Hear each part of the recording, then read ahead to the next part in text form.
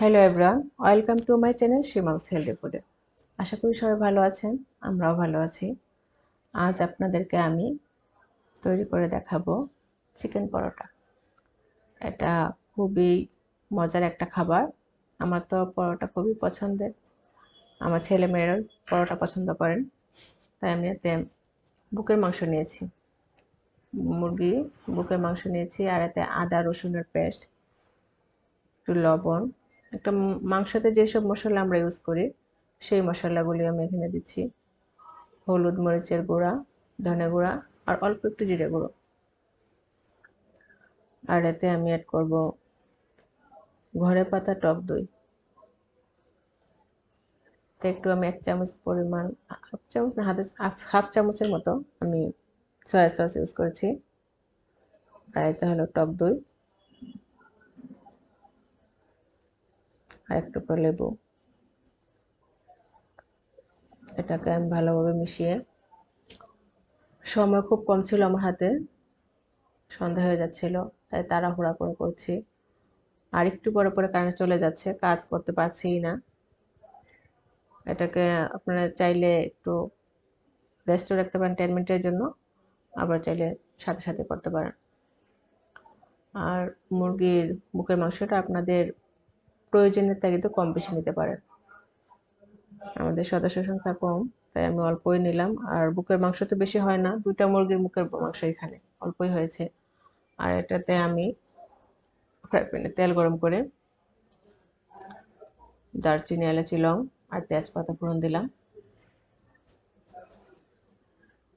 একটু ভাজা হলেই এতে আমি মুরগির বুকের মাংসটা ভেজে নেব, কষিয়ে নেব। আর এতে আমি অল্প পরিমাণ বাটির যে মশলাটা আছে সেটা একটু ধুয়ে একটু পানি অ্যাড করবো, জাস্ট মুরগিটা বয়েল হওয়ার জন্য। মুরগিটার মাংসটা ভাজা ভাজা থাকবে, এতে কোনো ঝোল থাকবে না।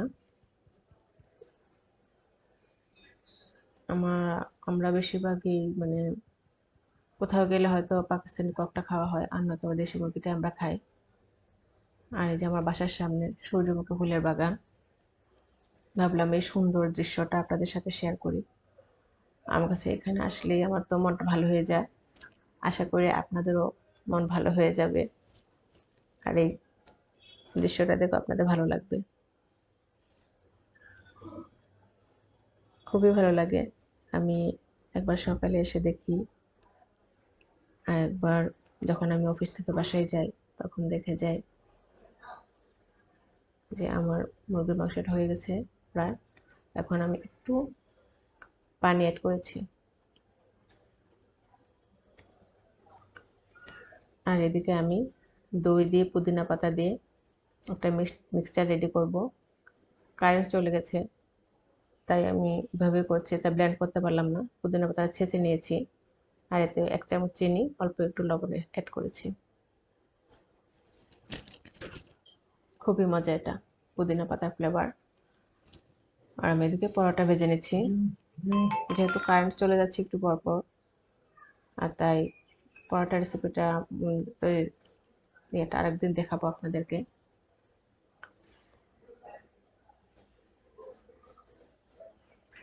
আমার চিকেনটা হয়ে গেছে। রুটি আমি এখানে তৈরি করে নিয়েছি 5টা।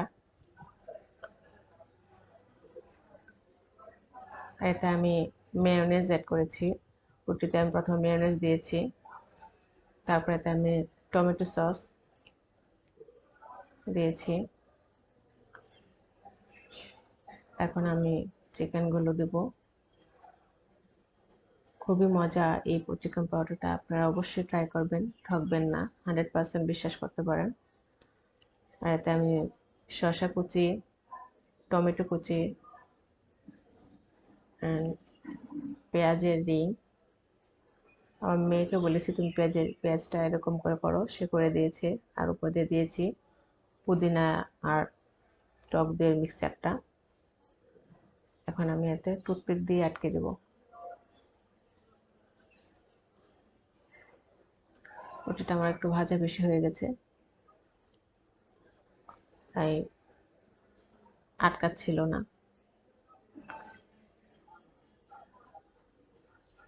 আমি এভাবে একে একে সবগুলো রুটি তৈরি করে নিয়েছি রোলের মতো করে।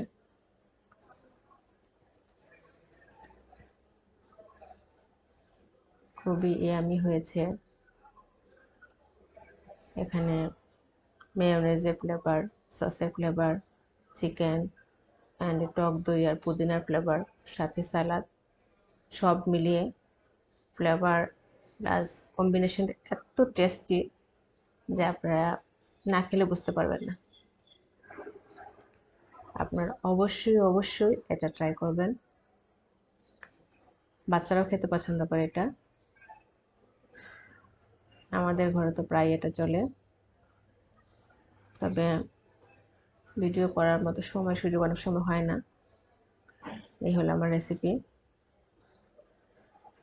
আমি ডেকোরেশনের জন্য এখানে পেঁয়াজ, শসা আর পুদিনা পাতা দিয়েছি।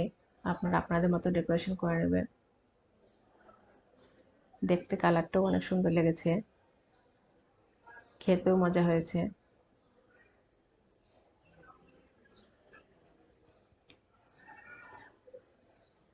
যদি আমার এই রেসিপিটা আপনাদের ভালো লেগে থাকে তাহলে অবশ্যই কমেন্ট করে জানাবেন। আপনারা যদি কমেন্ট করেন তবে আমি ইন্সপায়ার হব। আশা করি আমাকে কমেন্ট করে জানাবেন।